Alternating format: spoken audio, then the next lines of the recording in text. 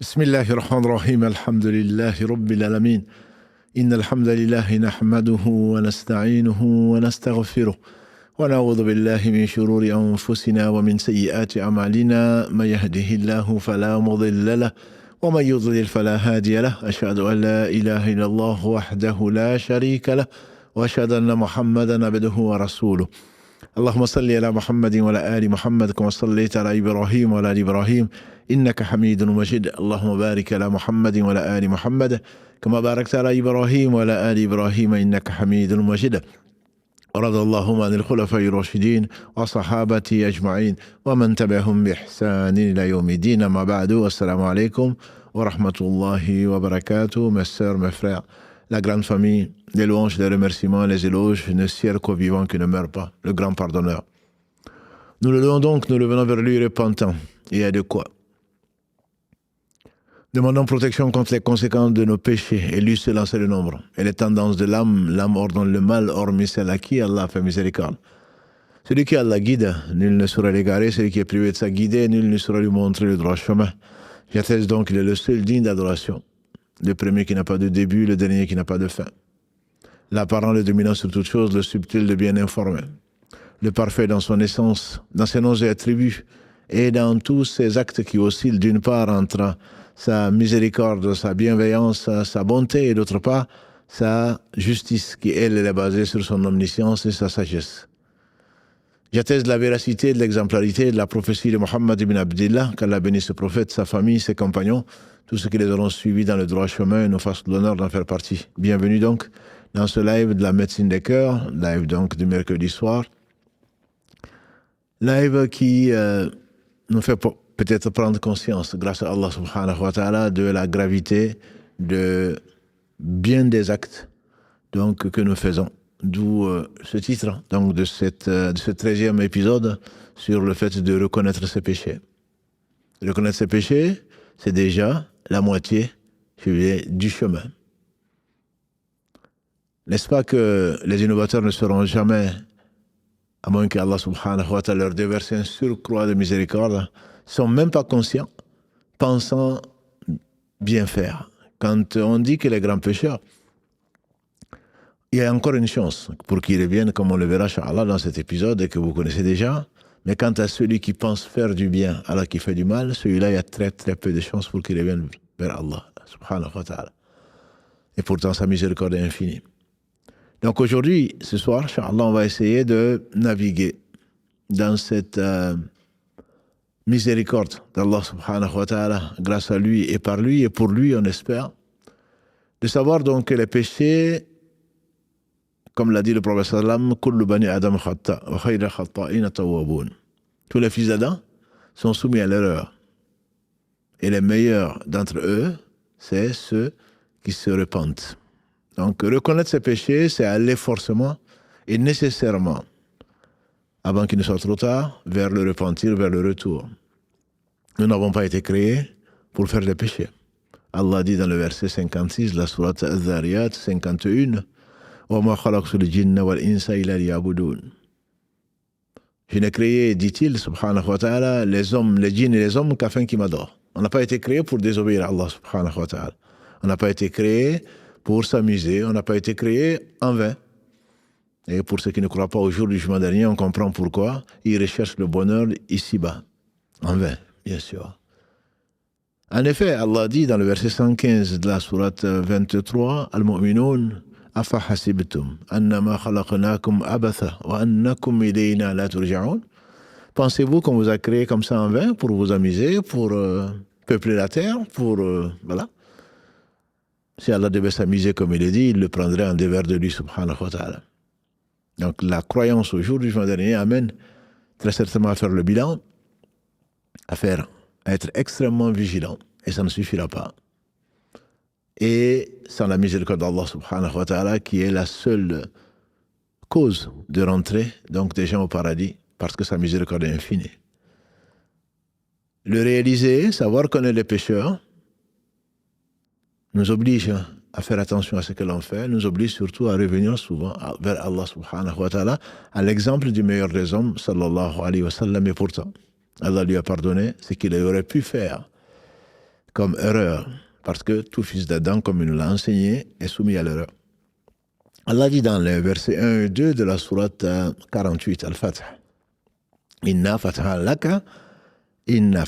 laka fathan mubina.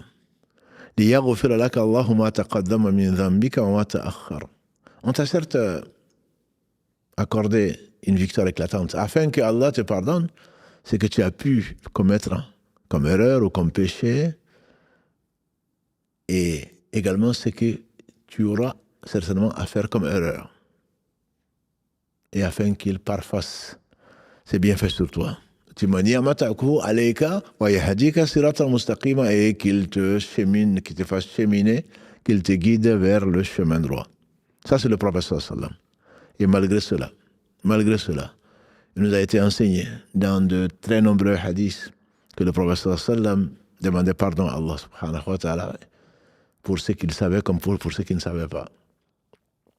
Le prophète alayhi salatu wassalam, dans de très nombreux hadiths, dans le sujoud, d'après Abu Musa al-Ash'ari, le prophète sallam demandait pardon à Allah subhanahu wa ta'ala pour ce qu'il a pu faire par négligence ou même exprès, en plaisantant ou autre chose, ce qui est passé comme ce qui est présent, ce qui est peu ou ce qui est énorme, et toute désobéissance à Allah subhanahu wa ta'ala, si elle est volontaire, elle est énorme, ce qu'il sait et ce qui est caché à lui-même, et ce que Allah seul sait. Dans son sujoud, sallallahu alayhi wa sallam, celui le faisait et pour cause. Dans un hadith rapporté par l'imam Muslim, Abu Huraira nous disait que le prophète sallallahu alayhi wa sallam, à la fin du tashahhud, donc après avoir loué Allah subhanahu wa ta'ala, demandé sa bénédiction sur son prophète, ainsi que les hommes et les anges et les êtres et les djinns pieux, donc ainsi que nous-mêmes, on s'y associe grâce à Allah, attester de l'unicité d'Allah subhanahu wa ta'ala et de la véracité de l'envoi de son messager sallallahu alayhi wa sallam, prier ensuite sur et pour le prophète sallallahu alayhi wa sallam, comme ceci nous a été ordonné par Allah subhanahu wa ta'ala dans le verset 56 de la sourate 33. Après cela, le prophète sallallahu alayhi wa sallam demandait pardon à Allah subhanahu wa ta'ala. Après avoir fini cette prière-là, après avoir fini les prières, il disait dans donc, ce qui a été consigné de l'authentique de l'imam Muslim, Allahumma aghfirli ma qaddamtu wa ma akhartu wa ma asrartu wa ma asraftu wa ma alantu wa ma anta a'lamu bihi minni anta al-muqaddimu anta al-mu'akhiru la ilaha illa anta. Oh Allah, pardonne-moi mes péchés. Ma qaddamtu wa ma akhartu, mes péchés passés et mes péchés à venir. Ma qaddamtu wa ma akhartu, ma asrartu wa ma asraftu, ce que j'ai caché, ce que j'ai pu cacher, et ce qui est apparent. Les premiers comme les derniers, donc ce qui est apparent, ce qui est caché, c'est toi qui fais avancer, c'est toi qui fais reculer. En effet, les péchés sont terribles. Celui qui évite les péchés, Allah illumine son visage, met de la lumière dans son cœur, dans ses actes, renforce son cœur et renforce son corps, amène l'amour d'Allah subhanahu wa ta'ala sur la personne, et Allah le bénit et bénit ce qu'il lui donne. Quant à celui qui nage dans les péchés, Allah obscurcit son visage. Son cœur devient un siège de ténèbres. Les gens le détestent. Et les biens qui lui sont confiés pour peu de temps ne seront pas bénis. Les péchés ont des conséquences tout simplement terribles. On fait dire à Ali ibn Abi Talib qu'elle l'agrée cette parole sage en disant aucun malheur n'arrive si ce n'est à cause d'un péché. Aucun malheur n'arrive si ce n'est à cause d'un péché. Et la seule solution, c'est le repentir. On lui fait dire également, ne mette ton espoir qu'en Allah subhanahu wa ta'ala et ne crains que les conséquences de ton péché. Mets ton espoir qu'en Allah, sinon tu seras déçu forcément, ma sœur. Et on est tous témoins de cela dans nos vies. Et ne crains que les conséquences de ton péché. Allah dit en effet dans le verset 30 de la sourate 42, Ashura, la consultation, tout malheur qui vous arrive, c'est ce que vos mains ont avancé. Et pourtant, Allah vous pardonne beaucoup. Tout malheur qui vous arrive, c'est à cause de vos péchés. Et il dit également, tellement les péchés sont nombreux, je dirais innombrables, lui seul en sait le nombre. Il dit dans le dernier verset de la sourate 35, Al-Fatir, le Créateur, verset 45, Allah dit, si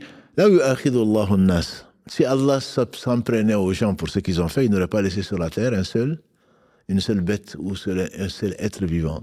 On traduit. Mais il nous met en sursis pour un jour bien déterminé. Il reprend pratiquement les mêmes termes dans un autre verset que vous connaissez probablement, le verset 61 de la sourate 16. Allah seul sait le nombre de péchés, et les péchés sont tout simplement innombrables. On fait dire à un homme pieux, considéré comme un des grands imams de la communauté, que l'on connaît peut-être pas assez,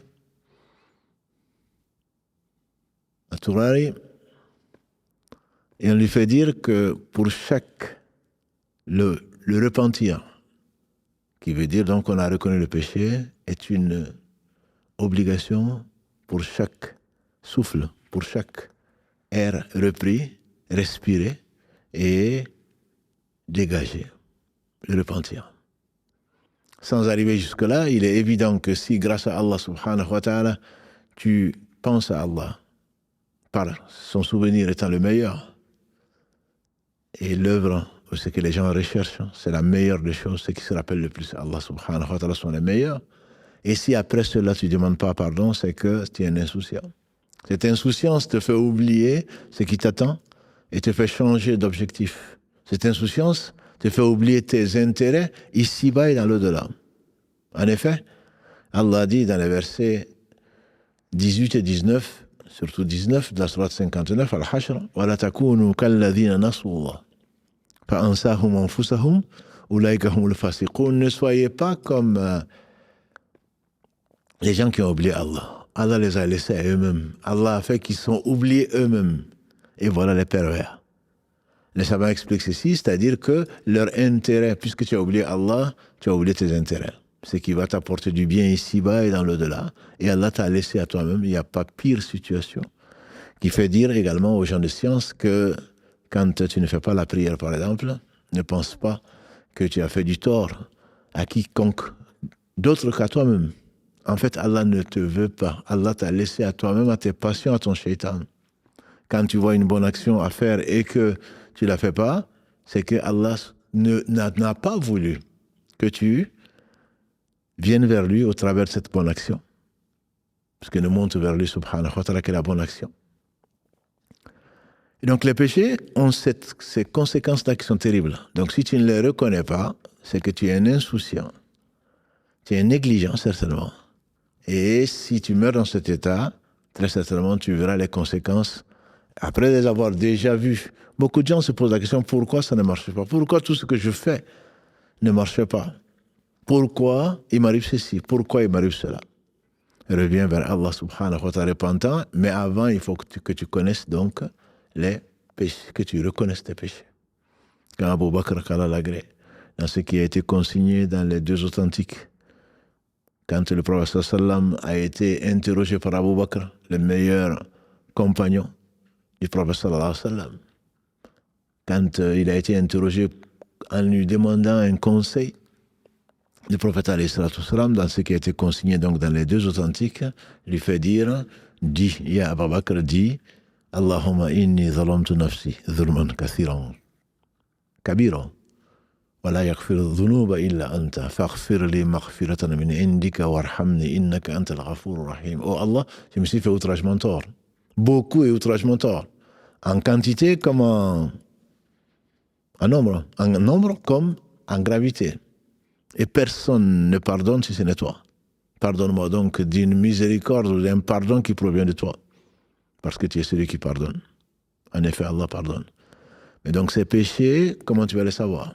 Le péché n'est pas autre chose que la désobéissance à Allah subhanahu wa ta'ala. Allah nous dit, entre autres, que notre père Adam alayhi salam, alors qu'Allah lui a interdit un arbre du paradis, il a été à manger et à cause d'un seul péché, dit Ibn Qayyim, c'est à cause d'un seul péché que Adam alayhi salam a quitté, a été chassé, plutôt du paradis. À cause d'un seul péché. Parce qu'il a désobéi à Allah par oubli. Il a désobéi à Allah et le résultat, c'est que Allah l'a chassé du paradis. C'est à cause d'un seul péché, rappelle les gens de science, que Satan a été maudit et condamné à l'enfer. Parce qu'Allah lui a ordonné de se prosterner devant Adam et il a refusé. Fa'aba. Il a refusé. Fafasaqa an amri rabbi. Il a refusé, il a désobéi à l'ordre de son Seigneur, subhanahu wa ta'ala. Donc ne néglige pas le péché. Et surtout, ne néglige pas le péché parce que, comme on le fait dire à Bilal ibn Malik, qu'Allah lui fasse miséricorde, on lui fait dire, ne vois pas la petitesse du péché, vois plutôt la grandeur de celui à qui tu désobéis. Non, c'est pas grave. Quand tu es inconscient, c'est pas grave, ça ne prouve qu'une chose, c'est ton ignorance. Désobéir à Allah, c'est que tu ne le connais pas. Sciemment, c'est que tu ne le connais pas. Tu ne le connais pas. Lui qui t'a créé à partir de rien, à partir du néant, qui t'a pourvu de tout ce dont tu as besoin et de tout ce dont tu n'as pas besoin, par pure miséricorde, qui t'a épargné tant de souffrances, même si toi tu ne fais que râler, comme nous, et que tu ne vois que ce qui ne va pas. Sois juste un peu privé, comme le disait la sœur, il y a seulement 2 jours. Lundi, quand elle est intervenue dans Islam au quotidien, le simple fait de respirer. Ceux qui n'arrivent pas à respirer, demandent-leur combien ils vont acheter. Ça, nous sommes en train de parler en même temps, respirer. On mange en même temps, on parle en même temps, on respire. Et tout ceci, personne, ni dans les cieux, ni sur la terre, ne peut te l'apporter. Donc on n'est que des ingrats. Et Allah te donne ce qu'il te donne, alors qu'il n'a besoin de rien, tu l'utilises pour lui désobéir. Et par pure miséricorde, il t'a envoyé les prophètes alayhim salam pour se faire connaître, pour te montrer, deuxièmement, ce qu'il aime et ce qu'il n'aime pas, et pourtant ce qu'il aime ne lui apporte rien, et ce qu'il n'aime pas ne le nuit en rien. C'est à toi que ça apportera, ici-bas et dans l'au-delà. C'est à toi que ça nuira, ici-bas et dans l'au-delà. Et donc, si tu ne connais pas ton Seigneur subhanahu wa ta'ala, si tu ne connais pas la révélation, c'est la sagesse pour laquelle, certainement, une des sagesses en tout cas, pour lesquelles le professeur sallam a dit, dans ce qui a été authentifié, Talabul ilm farida ala kulli muslim. La recherche de la science est une obligation pour tout musulman, et donc pour toute musulmane. Cette science, c'est celle qui va te faire connaître ton Seigneur, et qui va l'aimer. Tu vas l'aimer parce que tu le connais. Parce que tu ne peux pas connaître, tu ne peux pas aimer ce que tu ne connais pas. Cela va te rapprocher d'Allah subhanahu wa ta'ala. Il va te rapprocher à cause de cela. À cause de cet amour qu'il t'a donné en lui, parce qu'il t'a fait connaître. Il s'est fait connaître à toi, subhanahu wa ta'ala. Et c'est lui qui est privé de cela, certainement est privé d'un très grand bien. Il est privé de tout le bien, je dirais. Et donc personne n'aura d'argument devant Dieu, subhanahu wa ta'ala, de ne pas savoir les choses fondamentales pour lesquelles tous les prophètes alayhim salam ont demandé, ont appelé leur peuple à faire notamment l'unicité d'Allah subhanahu wa ta'ala, sans laquelle c'est l'enfer pour l'éternité, comme il le dit, entre autres versets 48 et 116 de la sourate Les Femmes, de la sourate 4. وَمَنْ يُشْرِكْ بِاللَّهِ فَقَدْ إِنَّ اللَّهَ لَا يَغْفِرُ أَنْ يُشْرَكَ بِهِ وَيَغْفِرُ مَا دُونَ ذَلِكَ لِمَنْ يَشَاءُ. C'est Allah pardonne que toute faute, sauf le fait de lui associer quoi que ce soit. Et Jésus, alayhi salam, dans le verset 72 de la sourate 5, dit la même chose. En tout cas, Allah précise dans sa bouche, وَمَنْ يُشْرِكْ بِاللَّهِ فَقَدْ حَرَّمَ اللَّهُ عَلَيْهِ الْجَنَّةَ وَمَأْوَاهُ النَّارُ وَمَا لِلظَّالِمِينَ مِنْ أَنصَارٍ. Celui qui associe à Allah, Allah lui a interdit à jamais le paradis. Son séjour, son hôtel sera l'enfer ou le feu. Et les injustes, il n'y a pas pire injuste, les injustes n'auront pas de secoureur.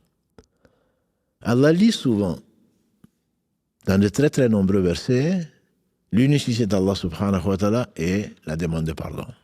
À son prophète sallallahu alayhi wa sallam, dans la sourate qui porte son nom, 47, Muhammad sallallahu alayhi wa sallam, verset 19, Allah dit, Ya'alam, sache, ô Muhammad, annahu la ilaha illa anna, la ilaha illa Allah plutôt, wa astaghfir li dhanbik. Sache, à Mohammed, qu'il n'y a pas d'être digne d'adoration si ce n'est Allah, et demande pardon pour tes péchés. Ça, c'est le prophète sallallahu alayhi wa sallam.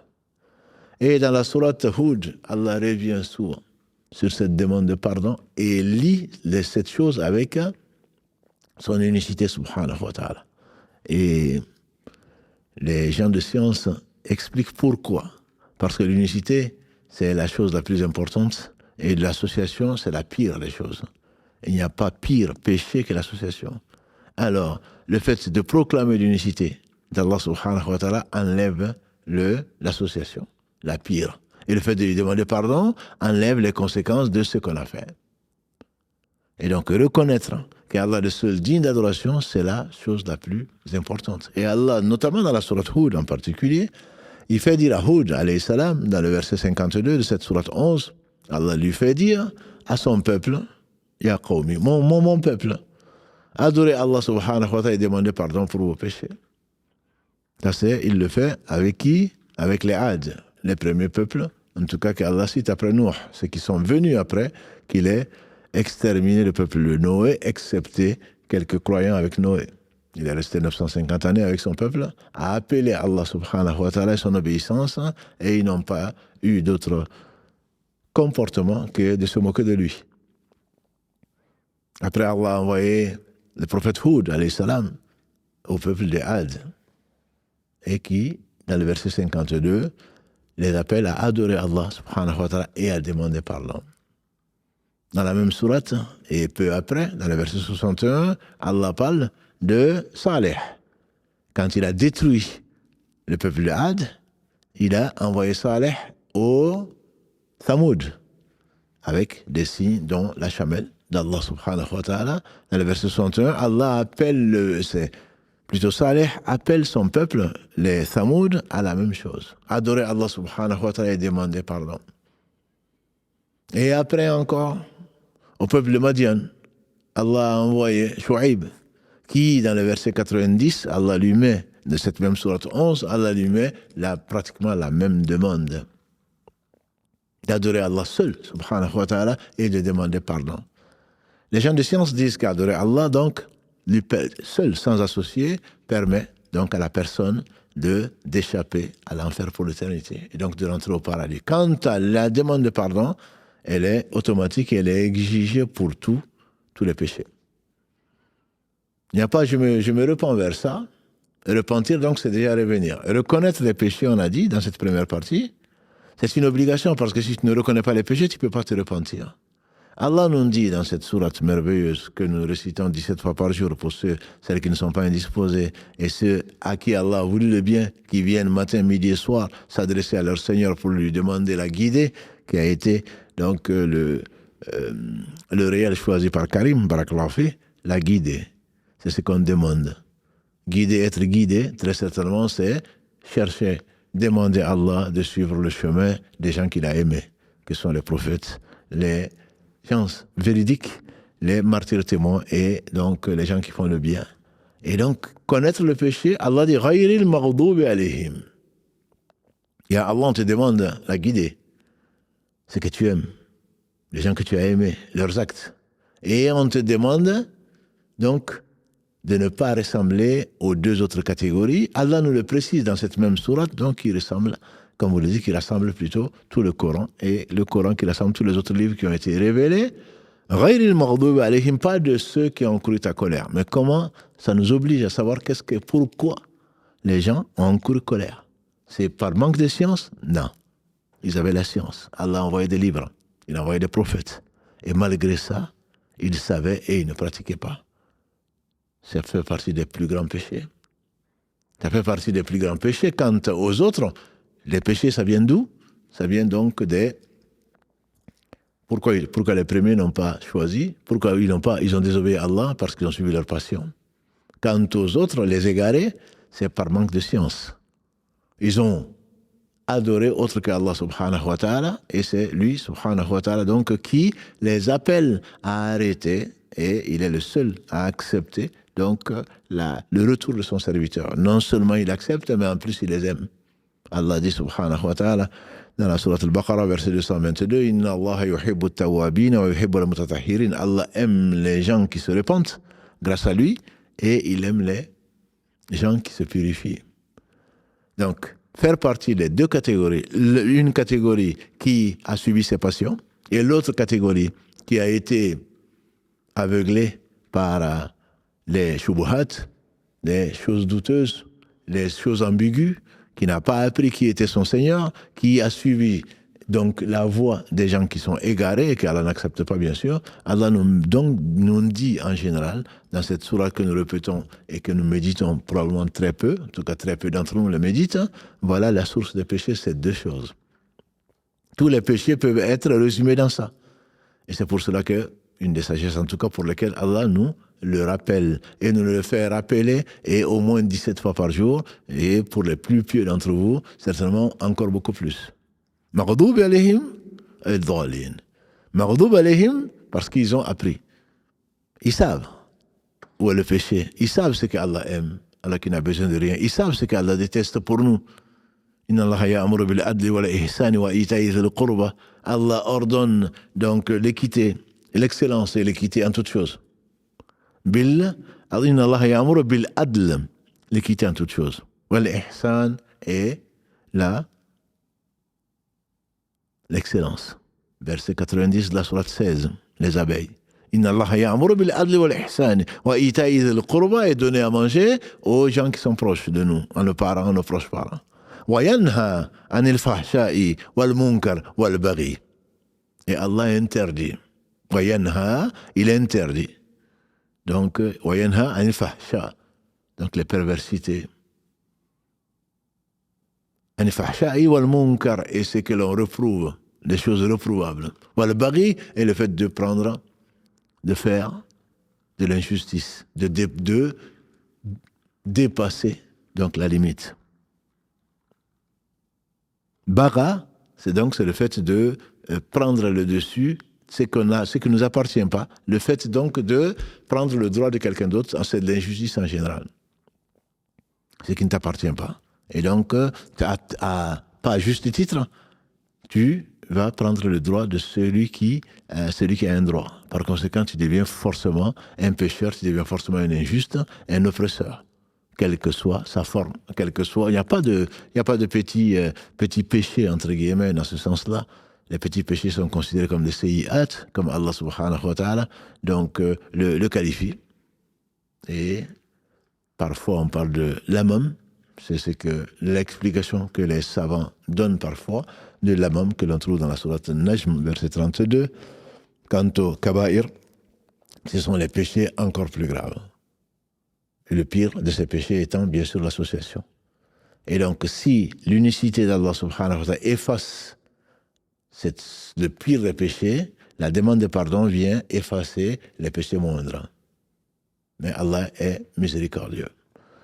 C'est Allah subhanahu wa ta'ala qui pardonne les péchés. On pêche matin, midi et soir. Et comme l'a dit le prophète sallallahu alayhi wa sallam, la porte du repentir restera ouverte. Elle restera ouverte donc jusqu'à ce que l'âme atteigne le gosier, comme l'a rapporté Ibn Omar, qu'Allah l'agrée, ainsi que son père, dans donc ce hadith rapporté par l'imam Ahmed. Elle sera, donc la hijra, dit le prophète sallam, va durer autant que le repentir, la porte du repentir sera ouverte. Et la porte du repentir sera ouverte tant que l'âme ne va pas, tant que le soleil donc ne va pas se lever de son occident, un des 10 grands signes de la fin du monde, rapporté par le même et consigné par l'imam Ahmad dans son Musnad également. Donc tant qu'il n'y a pas une fin, les grands signes, dont le lever du soleil, le plus grand signe, on dit, parmi les 10 grands signes dans le ciel, le lever du soleil de son occident, là, le repentir sera possible. Après le lever du soleil, il n'y aura plus de repentir, Allah n'acceptera pas le repentir. Ne seront récompensés pour leur foi que ceux qui avaient cru auparavant. Et quant à l'homme, tant que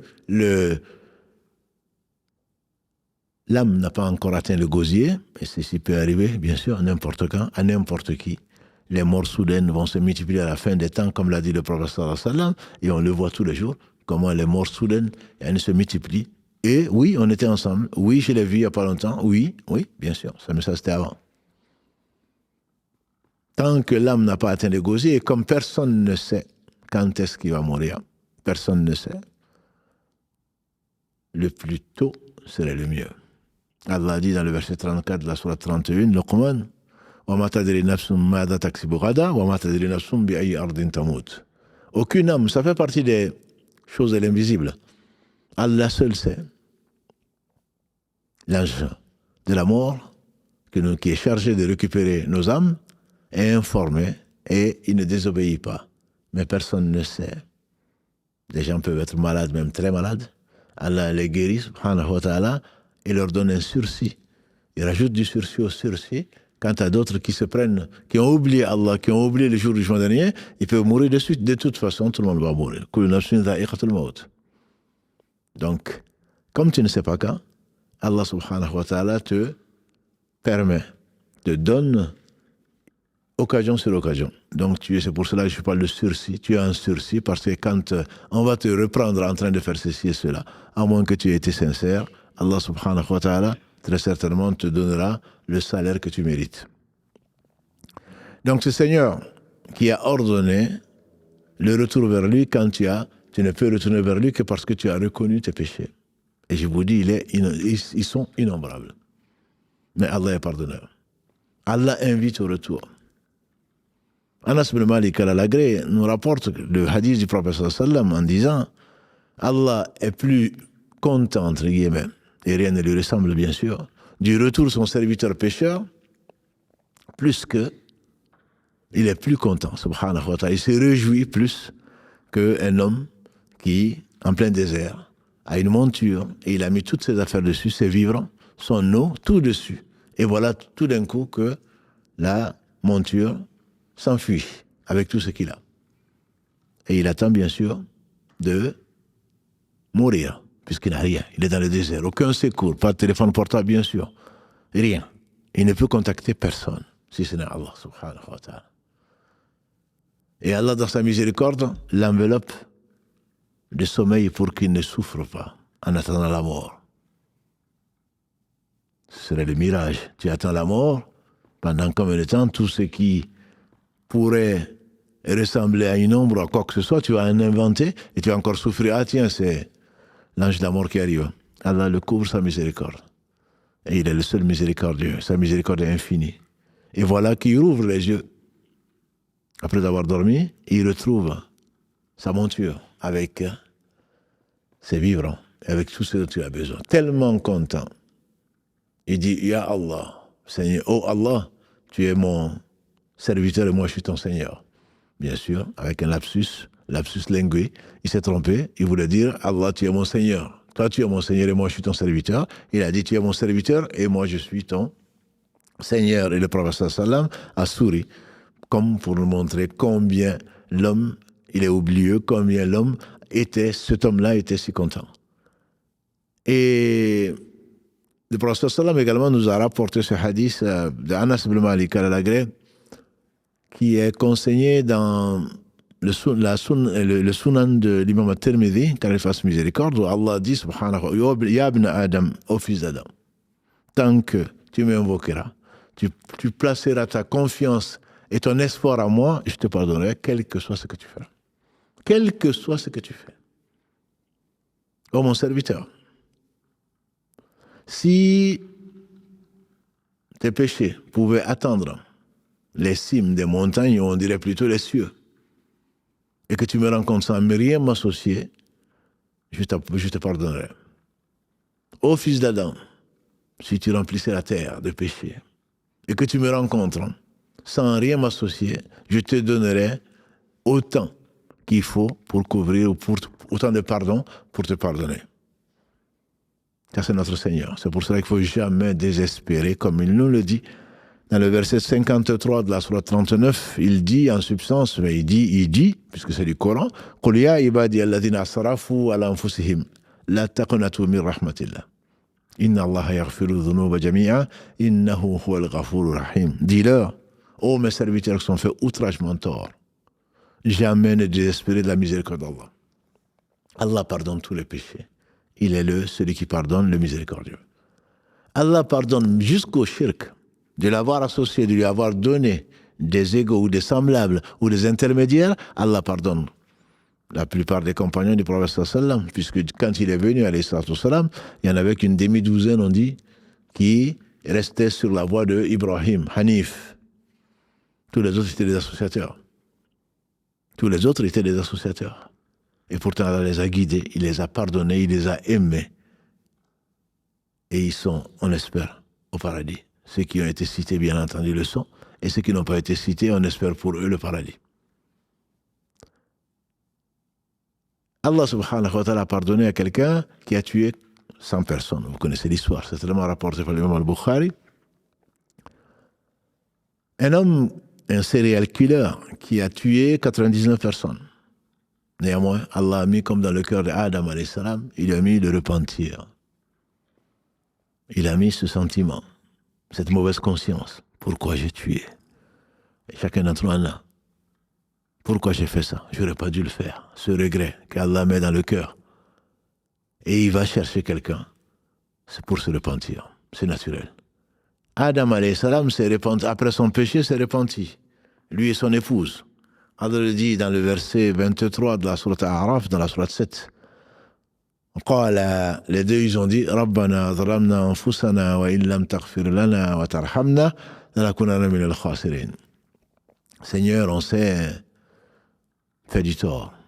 Zalamna anfusana, on s'est fait du tort à nous-mêmes. Et si tu ne nous pardonnes pas, tu ne fais pas miséricorde, on fait la partie des perdants. Et leur Seigneur les a pardonnés et les a élus.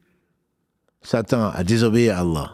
Adam a désobéi à Allah, Adam est revenu repentant, lui, son épouse et lui. Satan a désobéi à Allah, il s'est entêté, comme beaucoup de gens. Raison pour laquelle, très certainement, et Allah est juste, l'enfer sera plein, le paradis aussi, l'enfer sera plein.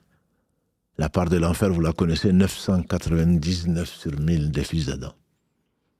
Et Allah est juste.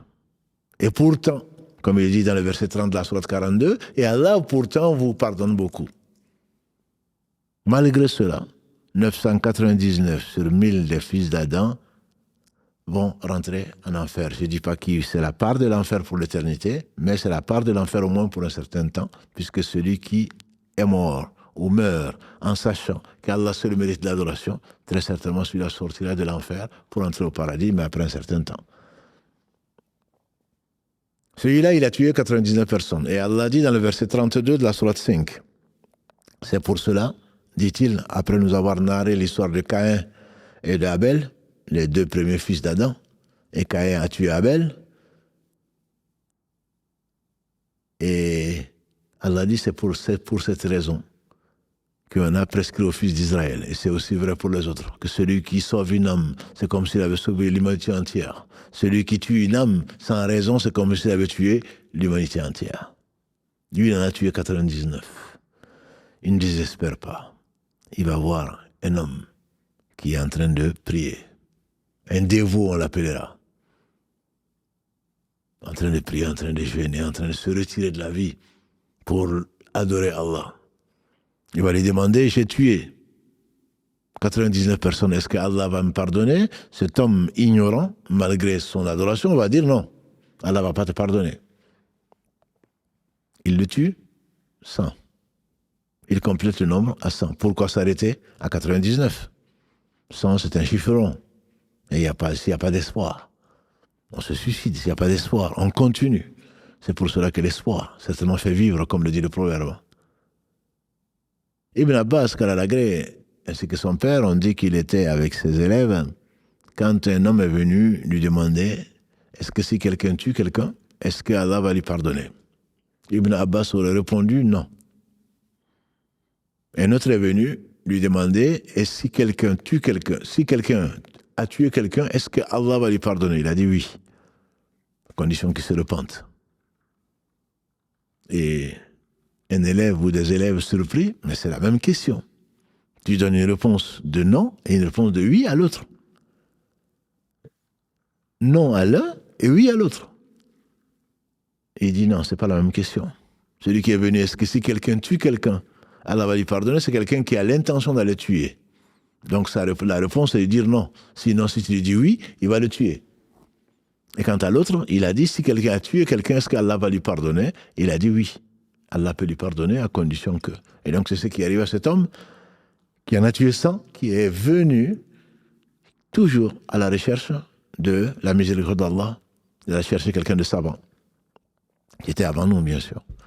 Il a cherché quelqu'un de savant, il dit, j'ai tué 100 personnes. Est-ce qu'Allah peut me pardonner? Il a dit oui, à condition que tu quittes ce lieu de gens mauvais et d'aller dans un lieu où les gens font du bien et avec eux, donc tu pourras faire du bien. Il est parti, comme vous connaissez l'histoire, avant d'arriver, il est mort. Et les anges sont descendus, les anges de l'enfer, qui ne désobéissent pas, comme les anges du paradis, tous les deux sont descendus. Ils ont voulu prendre son âme pour l'amener en enfer. Les anges du paradis disent non, parce qu'il a voulu faire du bien. Et Allah a envoyé un ange sous la forme d'un homme. De quoi vous parlez? De pourquoi vous discutez? Ils ont expliqué pourquoi. Et il leur a dit, mesurez la distance qui le sépare de là où il est parti, de là où il voulait aller. Si la distance qui l'a séparé de là où il voulait partir est plus courte, amenez-le au paradis. Mais si la distance qui le séparait de là où il voulait aller est plus longue, est plus grande, amenez-le en enfer parce qu'il n'y est pas arrivé.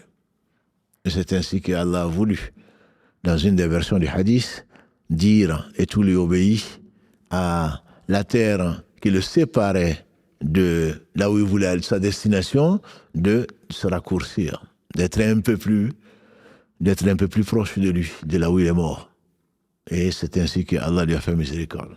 Ne désespère la miséricorde d'Allah subhanahu wa ta'ala qu'un injuste vis-à-vis de lui-même, qu'un ignorant. Parce qu'Allah pardonne tous les péchés, mais à condition d'être sincère. En effet, pour qu'Allah pardonne les péchés, c'est ce qu'on appelle istighfar. Pardonner les péchés, ça veut dire quoi? On appelle istighfar le fait donc de demander pardon à Allah. Et Ibn Qayyim disait qu'en arabe, le mighfar, c'est un casque protecteur contre les coups. Ce n'est pas un turban que tu portes. Donc, qui est là, la imam. Non, c'est un mighfar, c'est ce que tu portes pour protéger ta tête. Et donc, le fait de demander pardon à Allah subhanahu wa ta'ala, ça te protège contre les conséquences de tes péchés. Et c'est synonyme du retour vers Allah subhanahu wa ta'ala, de ta désobéissance, des péchés vers, forcément, si tu demandes pardon à Allah, forcément tu vas revenir vers Allah subhanahu wa ta'ala. Il ne suffit pas de rester, comme beaucoup d'entre nous, astaghfirullah, matin et soir. On demande pardon et on nage dans les péchés. Non. Quand tu demandes pardon à Allah, ça veut dire, si je te demande pardon, astaghfirullah wa atubu ilayh, le prophète sallam a dit, ou astaghfirullah al-azim, dans un hadith, il dit, celui qui dit astaghfirullah alladhi la ilaha illahu al-hayy al-qayyum wa atubu ilayh, comme on le dit 3 fois, il le disait 3 fois, sallallahu alayhi wa sallam, après chaque prière, mais celui qui dit astaghfirullah al-azim, je demande pardon à Allah l'immense, il dit Allah lui pardonne même s'il a fui sur d'une bataille. Ça fait partie des plus grands péchés, le fait de tourner le dos alors que tu as l'ennemi en face. Tu as fui, c'est un des plus grands crimes. Même quel que soit le crime, on a vu, tuer une personne, bien sûr, c'est un crime innommable. Et même sans raison, bien sûr, c'est un crime innommable. Et même ça, quelqu'un qui a tué 100 personnes, Allah lui a pardonné. Donc c'est le miséricordieux par essence, par excellence, à condition que les conditions sont connues, que tu arrêtes le péché, que tu le regrettes sincèrement et que tu décides en toi-même sincèrement de ne plus jamais y arriver. Et Ibn Qayyim appelait ça c'est le réveil. C'est le réveil. Ou qada. Ya qada, c'est quelqu'un qui se réveille. Oh Allah, je me suis fait tort. Oh Allah, je te remercie de m'avoir pas repris la lame avant aujourd'hui. Je te remercie de m'avoir créé, surtout de m'avoir guidé. À partir d'aujourd'hui, je vais arrêter ce péché-là. Et ça, c'est pour tous les péchés. La vie, disent les savants, juste, c'est que ce pourquoi tu as demandé pardon, sincèrement, Allah te pardonne, mais il reste à demander pardon pour ce que tu as négligé de demander pardon. Demande pardon alors pour tous les péchés. Ça veut dire que ta position sera la meilleure. Celui qui demande sincèrement pardon à Allah, Allah il va lui pardonner. C'est ce qu'il a promis, sa promesse est vraie. En effet, dans la sourate Al-Anfal, dans la sourate 8, verset 33, Allah dit, subhanahu wa ta'ala, wa ma kana Allah. Allah n'a pas à les châtier tant que tu es parmi eux. Wa anta fihim, à propos du prophète sallam. Wa ma kana Allah, mu'adhibahum wa hum yastaghfirun. Et Allah n'a pas à les châtier alors qu'ils demandent pardon. Voilà la garantie. Allah ne te châtie pas parce que tant que tu demanderas pardon, mais ce pardon a besoin d'une sincérité, ma sœur. Pourquoi nous retombons toujours dans les mêmes péchés? Souvent, c'est par manque de sincérité. Mais si sincèrement, disent les savants, tu demandes pardon à Allah subhanahu wa ta'ala, les conséquences de ce péché seront annulées, même si tu retombes dans les mêmes péchés. Je m'explique. Ça ne veut pas dire que Allah sait ce que tu ne sais pas. Et Allah sait tout. Tu peux même aller jusqu'à te tromper toi-même. Je me suis repenti, j'entends souvent. Et je reviens souvent dans la médecine des cœurs à cela. Je me suis repenti. Allah sait si tu es sincère ou pas. S'il n'y a pas de sincérité, Allah le sait bien sûr. Et Allah ne va pas accepter ton repentir. Et c'est la raison pour laquelle beaucoup d'entre nous retombent dans le même péché. Tu fréquentes les mêmes endroits, là où tu pêches. Pourquoi tu veux résister au péché? Si vraiment tu étais sincère, pourquoi tu refréquentes les mêmes personnes? Pourquoi tu as gardé ces numéros au cas où? Pourquoi tu gardes l'interdit au cas où tu en aurais besoin? Es-tu sincère? Non. Non, tu n'es pas sincère. Si tu es vraiment sincère et que tu retombes dans le péché, ce n'est qu'une tentation. Abu Huraira, Kalalagré, a rapporté du prophète sallallahu alayhi wa sallam ce qui suit. Mon serviteur a fait un péché. Il a demandé pardon. Les anges ont dit qu'ils vont écrire le péché. Allah dit, attendez, peut-être qu'il va se repentir. Allah va lui inspirer le repentir. Bien sûr, ça veut dire qu'il est sincère. Et Allah invite au repentir. وَتُوبُوا إِلَى اللَّهِ جَمِيعًا أَيُّهَا الْمُؤْمِنُونَ لَعَلَّكُمْ تُفْلِحُونَ. Le verset 31 de la sourate Nour, 24, Allah dit, et repentez-vous. Ô vous les croyants. Il n'a pas dit les musulmans. Repentez-vous, vous les croyants, la'allakum tuflihun, afin que vous réussissez. Et Ibn Qayyim insiste dessus, il dit ça c'est une sourate qui est médinoise. Les compagnons du prophète sallam ont subi des injustices et des vexations. Certains sont morts sous le coup des injustes. Ils ont abandonné meubles et immeubles. Ils ont donné leur vie. Ils ont abandonné leur terre si quelque chose leur appartenait. Ils ont la Mecque qui chérissait. Ils ont été à Médine dans des conditions que vous ne pouvez pas imaginer, mes sœurs, ni mes frères. Ils ont donné leur vie. Et Allah leur dit, et revenez tous repentants à Allah afin que vous réussissez. Afin que vous réussissez. Et ce n'est pas parce que tu as la foi que tu ne vas pas tomber. Ce n'est pas parce que tu as la foi que tu ne vas pas faire de grands péchés. C'est arrivé à Mu'adh ibn Malik, c'est arrivé à la femme de Ramidia, que vous connaissez très certainement, qui ont été faire de l'adultère. Et pourtant, c'était des croyants. C'est arrivé à Khatib ibn Balta, qui a trahi en envoyant une lettre à la Mecque. Et pourtant, il a fait Badr. Donc ne désespère pas, c'est pas parce que tu n'es plus croyant, non, tu es encore croyant. Simplement au moment où tu le faisais, bien sûr, tu n'étais pas croyant. Reviens vers Allah avant qu'il ne soit trop tard. Si Allah avait voulu, tu reprendrais l'âme à ce moment. Et revenons à notre hadith, le prophète sallam dit, le serviteur a fait un péché. Les anges disent, ils vont l'écrire. Allah va dire, non, attendez. Peut-être qu'il va se repentir, grâce à Allah. Il demande pardon à Allah. Allah dit, mon serviteur sait qu'il a un Seigneur qui pardonne, je lui pardonne. Espérons que c'est notre cas pour les différents péchés, beaucoup de péchés que nous faisons, et Allah seul en sait le nombre. Le serviteur refait à nouveau un péché ou des péchés. Les anges veulent l'écrire, Allah leur dit, non, ne l'écrivez pas, peut-être qu'il va demander pardon. Il se peut que ce soit le même péché, même, il se peut. Au moment où il le faisait, il était sincère. Allah sait qu'il était sincère. Ensuite, l'homme a été créé faible. Verset 28 de la sourate 4. L'homme a été créé faible et il est retombé dans le péché, le même ou un autre, peu importe. Il demande pardon ensuite à Allah, grâce à Allah. L'inspiration, Allah n'inspire que le meilleur, et il demande pardon à Allah. C'est Abu Huraira qui a rapporté ce hadith. Allah l'a ainsi que tous les compagnons de Mohammed sallallahu alayhi wa sallam.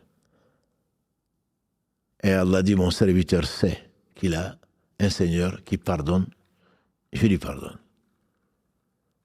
Une troisième fois, il va refaire un péché, le même ou un autre.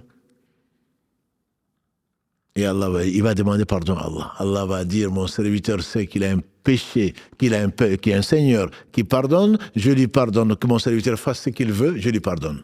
Fasse ce qu'il veut, ça ne veut pas dire qu'il fasse des péchés exprès. Ça veut simplement dire, disent les savants, que sincèrement, quel que soit le péché que tu vas faire, quelle que soit sa grandeur, et Allah subhanahu wa ta'ala mérite d'être obéi, et c'est pour cela qu'il nous a créés, mais quel que soit le péché, sa grandeur, sa fréquence. Abu Bakr, on l'a dit, il disait Zalamtu nafsi zulman kathira, kabira. Qu'en tant que tu n'es pas là en train de négliger comme nous les péchés, non, mais c'est pas grave ça. J'entends, je le sois parfois. C'est un petit péché ou un grand péché? Manque de pudeur, et certainement de l'ignorance, manque de pudeur. Comment tu vas considérer une désobéissance consciente à Allah comme n'étant pas grave? Comme n'étant pas grave.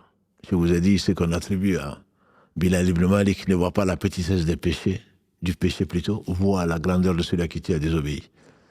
Tu ne peux pas, tu n'es vraiment pas raisonnable. Et si tu n'as pas de raison, alors Allah ne te juge pas. Si tu es fou, alhamdoulilah, je dirais pour toi, tant mieux pour toi, Allah ne va pas te juger.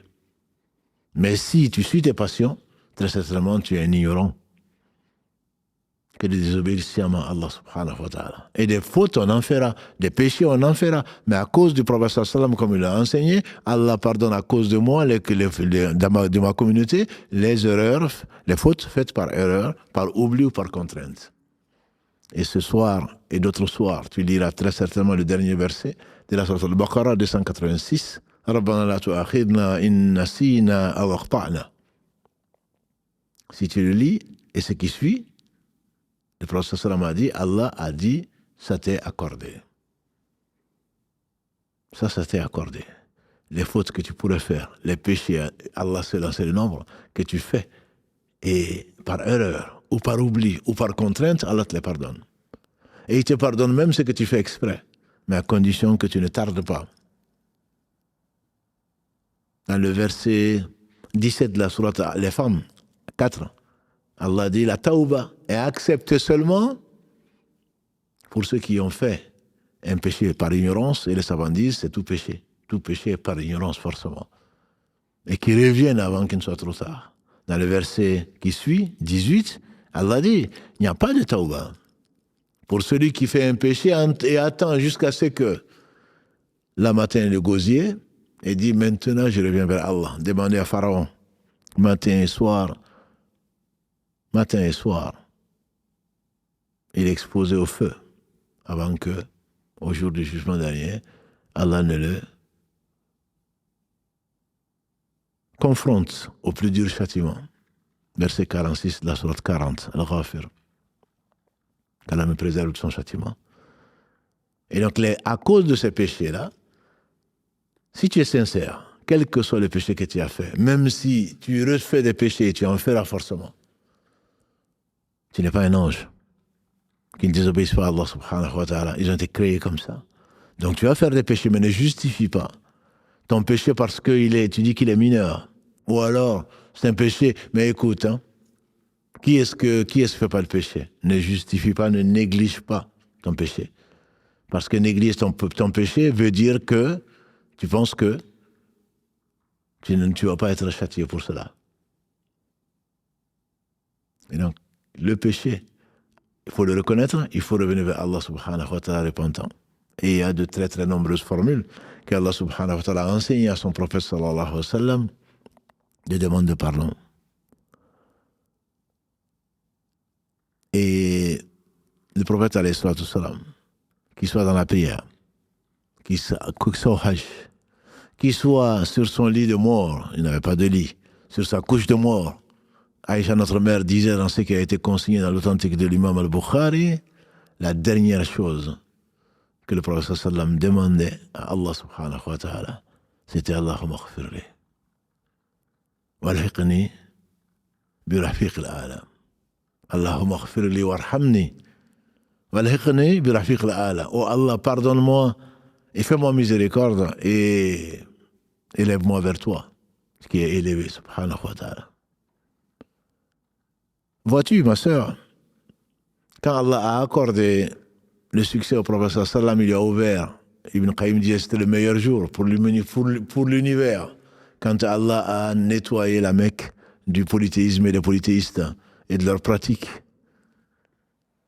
Quand sa mission était accomplie, c'est comme ça qu'il a su que c'était la fin de sa vie, puisque c'était le succès, c'était pour ça qu'il a été envoyé. Allah lui a dit quoi? Dans la sourate 110, Iza ja nasrullahi wal fath.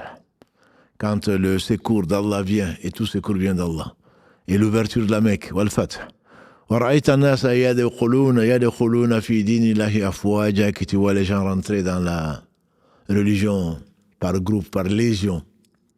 Fasabbih bihamdi rabbika. Sente les gloires d'Allah, subhanallah. C'est pas toi, ya Muhammad, c'est personne d'autre que Allah. Fasabbih bihamdi rabbika wastaghfirah. Bihamdi rabbika, célèbre la louange d'Allah, glorifie Allah par sa louange, oui, demande pardon. Innahu kana tawwaba. C'est ce qu'Allah lui a enseigné, et notre mère Aïcha disait, depuis que cette sourate a été révélée, la 110, sourate al-Nasr, dans le recours comme dans le sujoud, le prophète sallallahu alayhi wa sallam demandait pardon à Allah subhanahu wa ta'ala.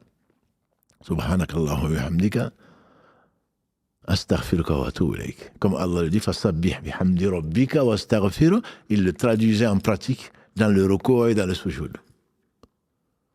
Subhanakallahu wa bihamdika, astaghfiruka wa atubu ilayk. Ne vois-tu pas que la demande de pardon accompagnait le prophète sallam tout le temps? Il nous a enseigné, alayhi salatu salam, il ne parlait pas de lui-même, verset 3 à 4 de la sourate 53, quand l'un d'entre vous s'assoit quelque part, qu'il ne se lève pas avant de conclure son assise, en groupe ou tout seul. Sinon, il sera interrogé sur ce qu'il a dit et ce qu'il a fait. C'est pour conclure en beauté. Subhanakallahumma wa bihamdika wa tabaraka ismuka. Subhanakallahumma wa bihamdika ashhadu an la ilaha illa anta astaghfiruka wa atubu ilayk. Subhanakallahumma, oh à toi, subhana, gloire et pureté à toi. Allahumma, mon Seigneur, Allah. Ashhadu an la ilaha illa anta, j'atteste qu'il y a autre être digne d'adoration si ce n'est toi. Astaghfiruka wa atubu ilayk. Je te demande pardon et je reviens vers toi repentant. Et beaucoup de formules, on a vu celle d'Abou Bakr, et il y a bien d'autres que le prophète sallam disait. Je vous renvoie aux différentes formules, aux différents livres, ils sont très nombreux. Le plus simple, peut-être le plus authentique, c'est La Citadelle du musulman, sans faire de publicité. Le cheikh Yann Kahtani, qu'Allah lui fasse miséricorde, décédé récemment. Et ils sont les savants que des nez sur les épaules de géants, puisque c'est pas lui qui l'a inventé. Tout ceci va remonter jusqu'au prophète sallallahu alayhi wa sallam. Et combien de formules existent.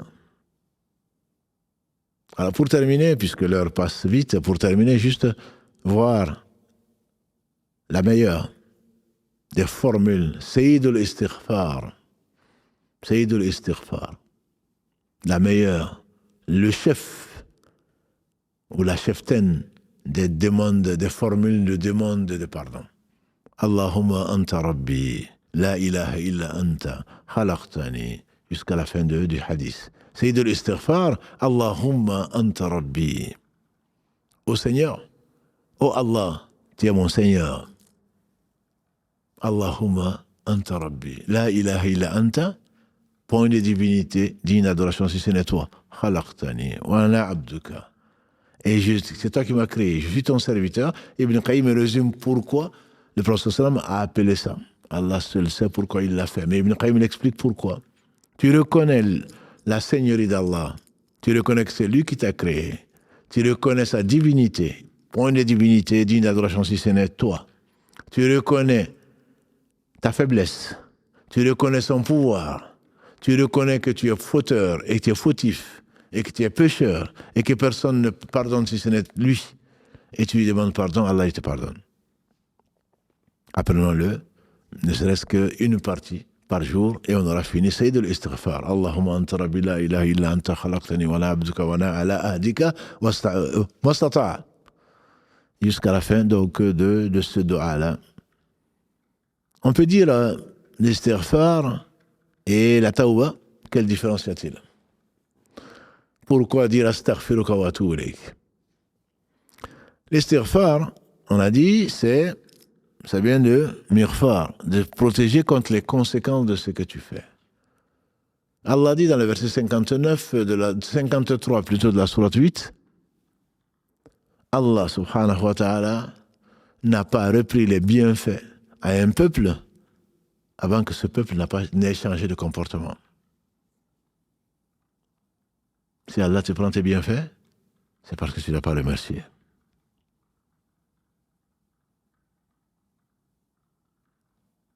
L'istighfar, disait Al-Hassan al-Basri qu'Allah fasse miséricorde, c'est la source du bonheur dans ce bas monde et certainement de l'au-delà. Le prophète sallallahu alayhi wa sallam a dit en substance, c'est la bienheureux celui qui a multiplié ses demandes de pardon. Ibn Omar Kalalagré, ainsi que son père, nous disait que le prophète sallallahu alayhi wa sallam dans la même assemblée pouvait demander à Allah subhanahu wa ta'ala Rabbi ghfirli warham wa tub alayhi innaka anta ghafurur rahim. Oh Allah, Seigneur, pardonne-moi et fais-moi miséricorde. Et accepte mon repentir. Tu es celui qui est miséricordieux. Tu es celui qui le pardonneur, le miséricordieux. Hadith rapporté par Abu Daoud et l'imam al-Tirmidhi et Ibn Majah, 100 fois dans la même assemblée. Bienheureux celui dont le nombre de demandes de pardon est énorme et le plus nombreux. Et donc, quand tu demandes sincèrement pardon à Allah, qu'est-ce que tu dis? Couvre-moi de ta miséricorde et protège-moi contre les conséquences de mes péchés. Wa na'udhu billahi min shururi anfusina, disait le prophète sallallahu alayhi wa sallam dans la dua que vous connaissez. Donc dua haja. Inna alhamdulillahi nahmaduhu wa nasta'inuhu wa nastaghfiruh wa na'udhu billahi wa nastaghfiruh. On demande pardon. Wa na'udhu billahi min shururi anfusina wa min sayyiati a'malina. Et on va demander pardon à Allah subhanahu wa ta'ala contre de la protection plutôt, on lui demande pardon et on lui demande protection contre les conséquences de nos péchés et les tendances de l'âme. Dans la même assemblée, le prophète sallam pouvait demander 100 fois pardon à Allah subhanahu wa ta'ala. Dans la même assemblée. Et pourtant, c'est le meilleur des hommes, justement. Parce qu'il était humble, parce qu'il connaissait son Seigneur. Il sait qu'il ne mérite rien, sauf la faveur d'Allah subhanahu wa ta'ala qui a été énorme sur lui, qu'il a créé sans besoin, qu'il a tout donné. Alam yajidaka yatiman fa'awa, wa wajadaka dhalan fahada, wa wajadaka ailan fa'aghna. Lui, certainement plus que les autres. Les bienfaits d'Allah sur nous sont tout simplement innombrables.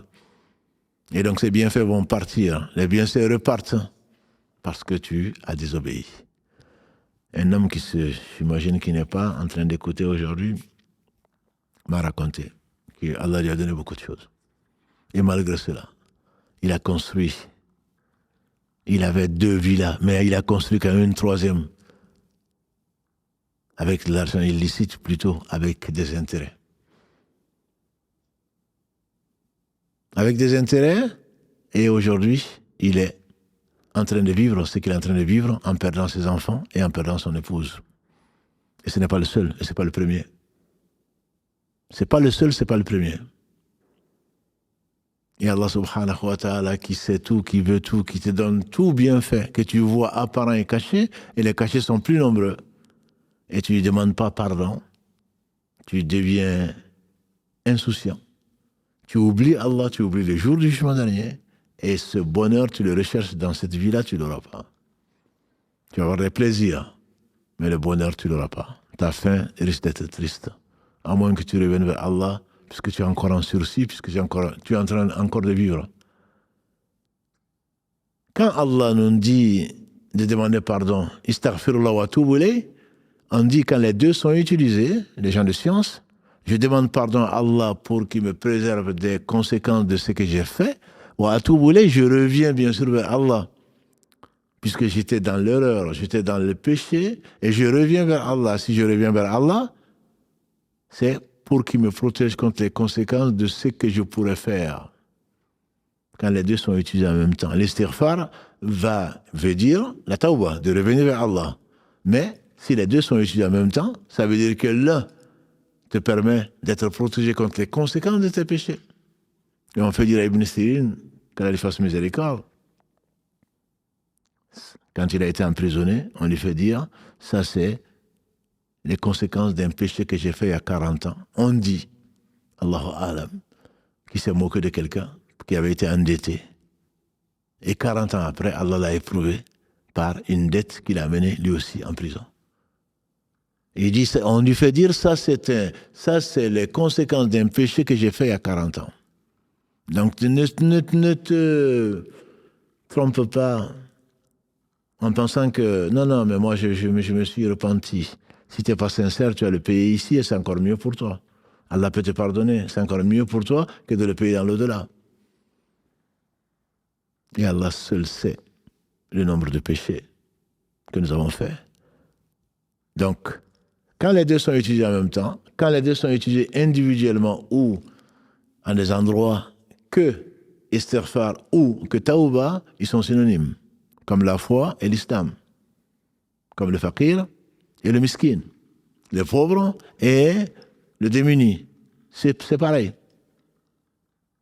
Mais quand les deux sont utilisés en même temps, alors, si tu demandes les protections auprès d'Allah subhanahu wa ta'ala avec ton istighfar, au travers, parce que tu crains, parce que tu crois aux conséquences. Quand tu fais, tu assumes. Allah te l'a interdit, Allah t'a rappelé avant de le faire. Et ensuite, Allah t'a rappelé qu'il faut lui demander pardon, tu ne l'as pas fait. Mais il y a des conséquences des péchés. Le cœur devient ténébreux.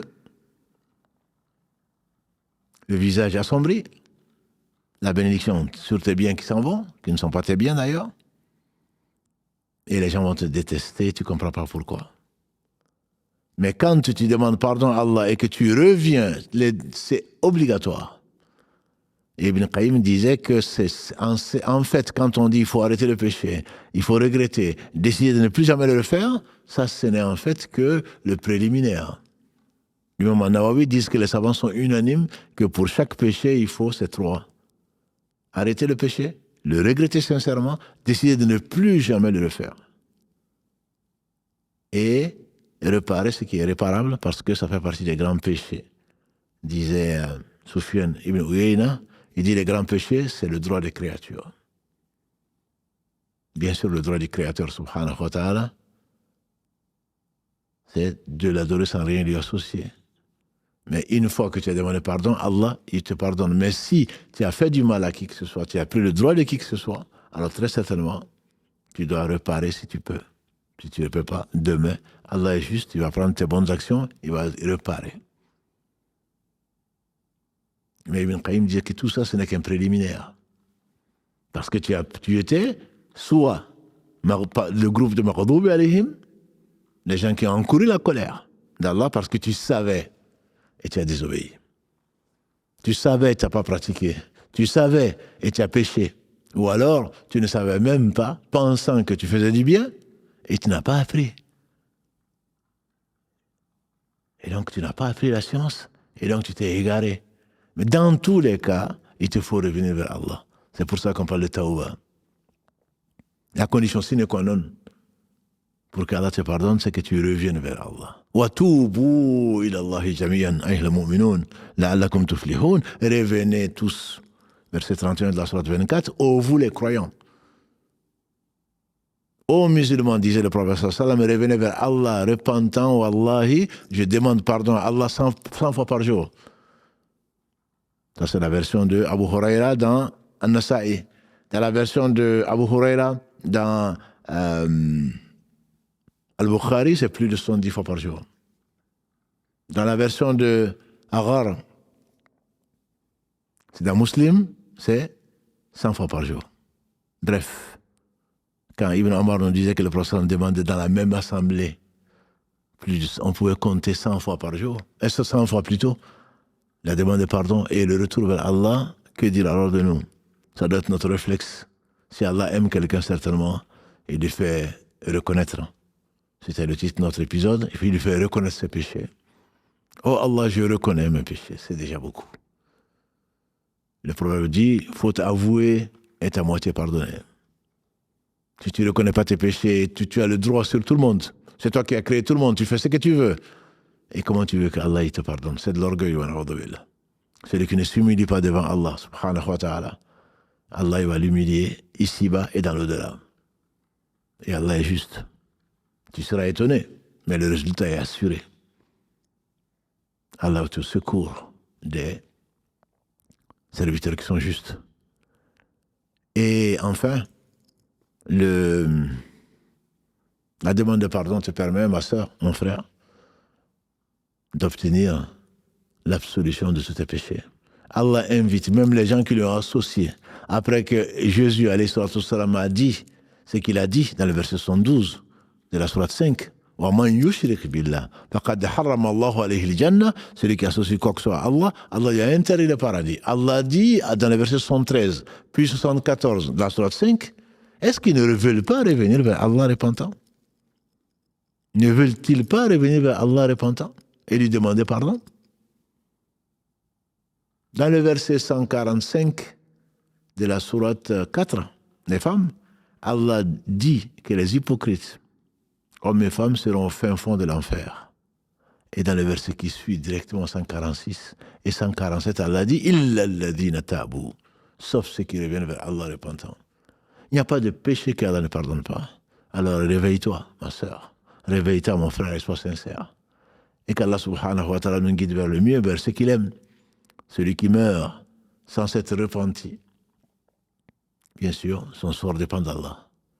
Si ses péchés ne concernent que lui-même, Allah est miséricordieux, il se peut qu'il lui fasse miséricorde. Sa miséricorde l'emporte sur sa colère. Mais si ça concerne autre que lui, c'est-à-dire une créature quelconque, il risque d'avoir regretté d'avoir été créé. Il risque d'envier le sort des animaux qui vont devenir poussière, parce que lui ne sera pas poussière. Il risque de passer par l'enfer, qu'Allah nous revienne qu'Allah revienne vers nous et nous permette de revenir vers lui, subhanahu wa ta'ala. Qu'Allah nous inspire la demande de pardon et la sincérité dans nos œuvres et dans nos actes. Que la demande de pardon soit un réflexe pour nous chaque fois qu'Allah nous fait penser à lui, subhanahu wa ta'ala. Qu'Allah bénisse Mohammed, sa famille, ses compagnons, tous ceux qui les auront suivis dans les droits chemins et nous fasse l'honneur d'en faire partie. سبحانك اللهم وبحمدك أشهد أن لا إله إلا أنت أستغفرك وأتوب إليك سبحان ربك رب العزة عما يصفون والسلام على المرسلين والحمد لله رب العالمين والسلام عليكم ورحمة الله وبركاته.